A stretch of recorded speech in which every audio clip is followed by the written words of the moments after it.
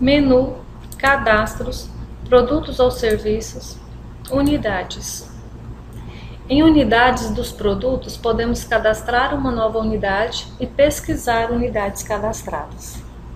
Para se cadastrar, clique na opção Novo, informe a unidade, a descrição, clique em Salvar para gravar a unidade cadastrada. Para pesquisar, escolha a consulta desejada em Consultar por, preencha o campo-chave conforme a consulta selecionada, clique em Pesquisar ou apenas entre no campo-chave para visualizar todas as unidades cadastradas. Para alterar uma unidade cadastrada, clique em Editar, corrija as informações e clique em Salvar.